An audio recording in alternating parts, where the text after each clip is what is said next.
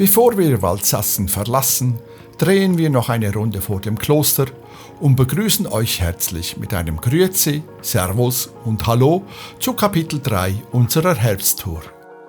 Heute fahren wir Richtung Süden, mehr oder weniger entlang der deutsch-tschechischen Grenze und passieren dabei den Bayerischen Wald. Unser Tagesziel liegt unweit von Passau, sodass wir morgen früh unsere Fahrt nach Österreich fortsetzen können.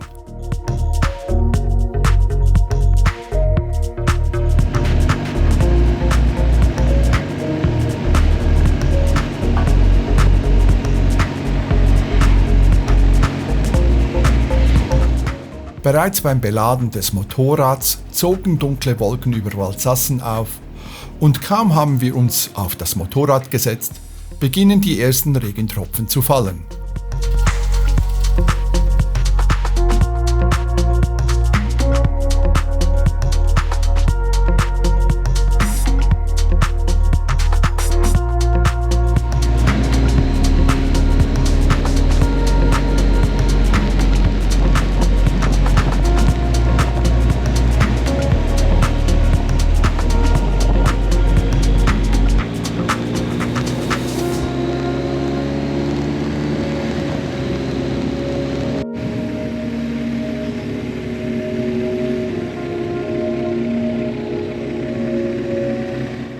Der Regen wird, je länger die Fahrt dauert, stärker und es kommt der Augenblick, an dem ich meine Kameras, bis auf eine, die in einem wasserdichten Gehäuse ist, ins Trockene retten muss.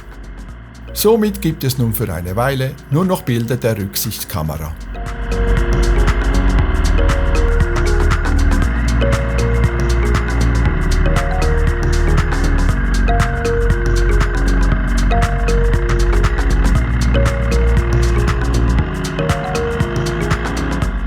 Die Fahrt durch den Bayerischen Wald ist zwar schön, aber aufgrund des starken Regens können wir kaum etwas erkennen.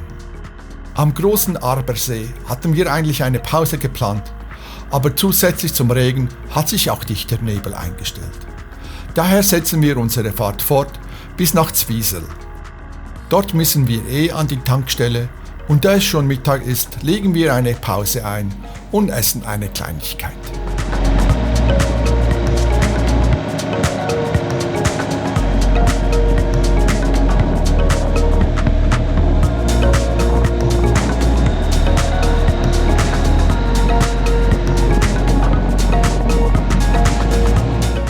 Zu unserer Überraschung wird nach der Mittagspause das Wetter besser. Der Niederschlag lässt stetig nach und es dauert nicht lange, bis die Sonne durch die Wolkendecke durchscheint.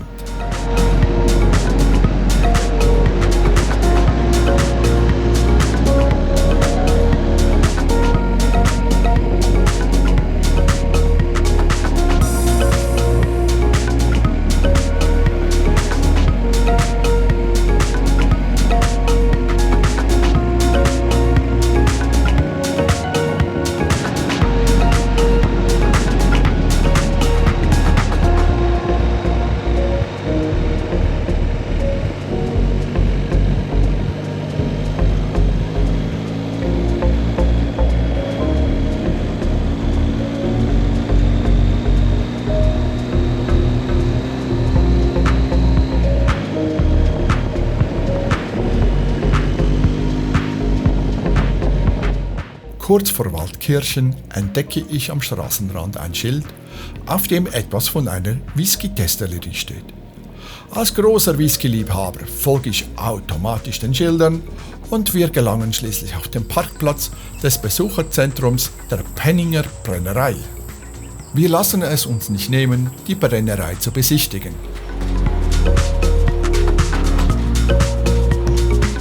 Die Brennerei existiert bereits seit über 100 Jahren und wird aktuell von der 4. Generation als Familienbetrieb geführt. Diese neue Generation hat die traditionelle Schnapsbrennerei weiterentwickelt, so dass heute auch Whisky und Gin zum Sortiment gehören.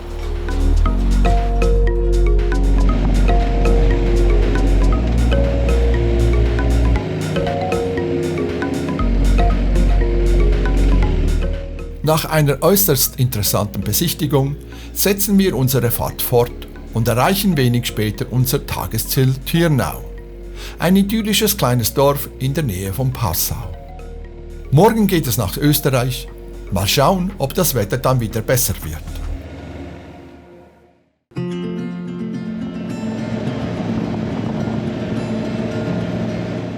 Im Nebel tanzt das Motorrad, auf Reise ins Abenteuer, frei und unverzagt. Durch dichte Schwaden gleiten wir, die Reise im Nebel, ein Abenteuer hier. Mit diesem kurzen Gedicht starten wir in den 6. Tag unserer Reise.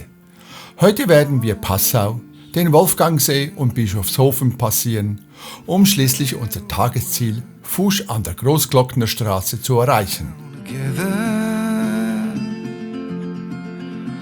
We danced last waltz, your pride, my faults. Thought I canceled the sand, made we stand the tide. Nach nur wenigen Kilometern erreichen wir die Universitätsstadt Passau, die an der Grenze zu Österreich liegt. Hier fließen die Inn, die Donau und die Ilz zusammen und bilden den Startpunkt für unzählige Donau-Flusskreuzfahrten. Die Altstadt von Passau beeindruckt mit ihren barocken Architektur und den engen Gassen, die zum Bummeln und Entdecken einladen. Besonders sehenswert ist der imposante St. Stephansdom, der nicht nur durch seine prachtvolle Fassade, sondern auch mit einer der größten Domorgel der Welt beeindruckt. Passau bietet zudem eine Vielzahl an kulturellen Veranstaltungen an und ist ein beliebtes Ziel für Touristen aus aller Welt.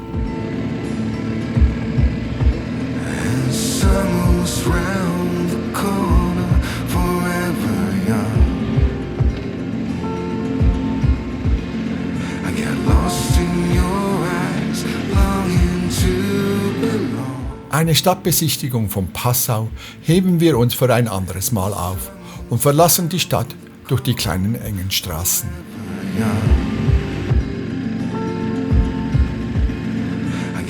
Kaum haben wir Passau verlassen, stehen wir schneller als erwartet an der österreichischen Grenze. Doch auch hier werden wir mit dichtem Nebel begrüßt.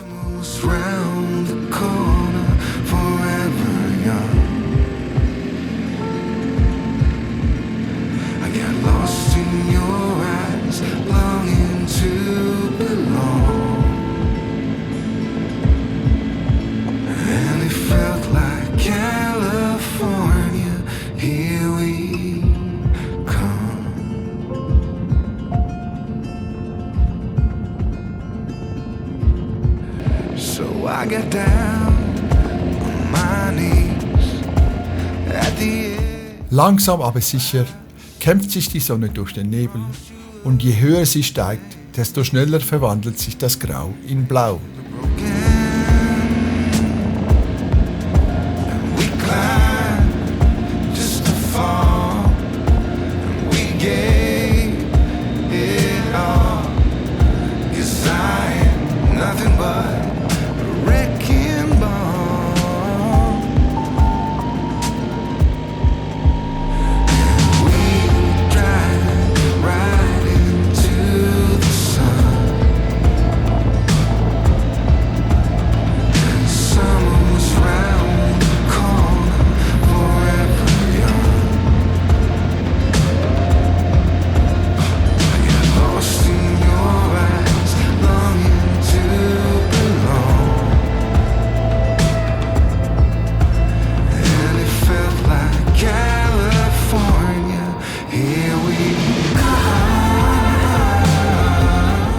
Auf unserem Weg zum Großglockner fahren wir entlang des Mondsees und des Wolfgangsees. Besonders der im Salzkammergut gelegene Wolfgangsee hat seit der Mitte des 19. Jahrhunderts durch den Tourismus große Bedeutung erlangt. Viele wohlhabende Familien verbrachten die Sommermonate im Salzkammergut, darunter auch Kaiser Franz Josef und seine Sissi. Der Wolfgangsee wurde im deutschsprachigen Raum besonders durch das Singspiel Im Weißen Rössl von 1930 und dessen Verfilmung von 1960 unter anderem mit Peter Alexander und Waltraud Haas bekannt. Forever young.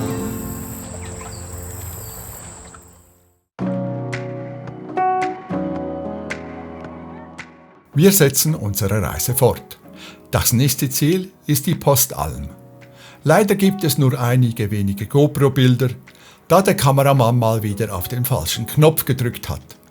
Zum Glück haben wir die Insta360 dabei, die einige schöne Bilder liefert.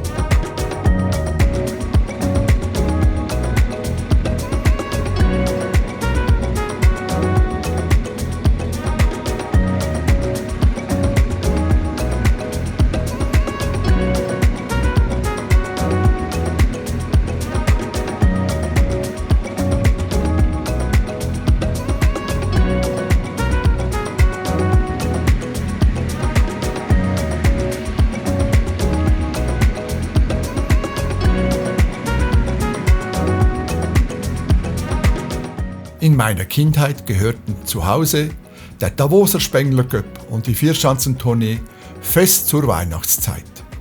Kein Spiel, kein Sprung wurde verpasst. Daher ist ein kurzer Stopp an der Paul-Außerleitner Schanze in Bischofshofen einfach ein Muss. Seit 1953 steht die Vierschanzentournee auf dem Weltcup-Programm. Neben Bischofshofen wird auch in Garmisch-Partenkirchen, in Oberstdorf und in Innsbruck gesprungen.